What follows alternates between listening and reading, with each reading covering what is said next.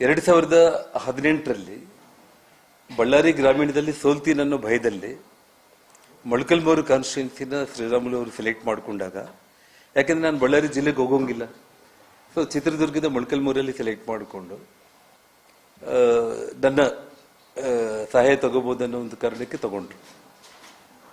ಆದರೆ ನನಗೆ ಪಕ್ಷದ ನಾಯಕರುಗಳು, ಪಕ್ಷದಲ್ಲಿ ನನಗೆ ಸುಮಾರು ಅಂದರೆ ನನ್ನ ಪಾರ್ಟಿಯಲ್ಲಿ ಇರದೇ ಇರುವಂಥ ಸಂದರ್ಭ, ಮತ್ತು ನಿಮಗೆಲ್ಲ ಆ ಸಂದರ್ಭದಲ್ಲಿ ನನ್ನ ಪಾರ್ಟಿಯಲ್ಲಿ ಇನ್ವಾಲ್ವ್ ಮಾಡ್ಕೊಳ್ಳೋದಕ್ಕೆ ಆಗಲಿಲ್ಲ. ಆ ಸಂದರ್ಭದಲ್ಲಿ ಇವನಿಗೆ ಬಾದಾಮಿ ಟಿಕೆಟ್ ಕೂಡ ಕೊಟ್ಟರು.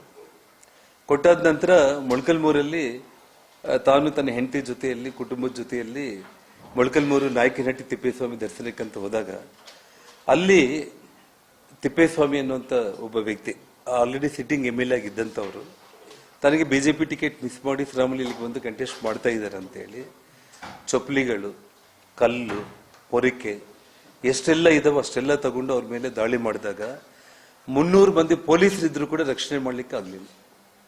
ಇವ್ರ ಕಾರೆಲ್ಲ ಪುಡಿ ಪುಡಿ ಮಾಡಿ ಇಡೀ ಎಲ್ಲ TV ಚಾನೆಲ್ಗಳಲ್ಲಿ ಅವತ್ತು ಆ ಸುದ್ದಿ ಬಿಟ್ಟರೆ ಬೇರೆ ಸುದ್ದಿನೇ ಇದ್ದಿಲ್ಲ.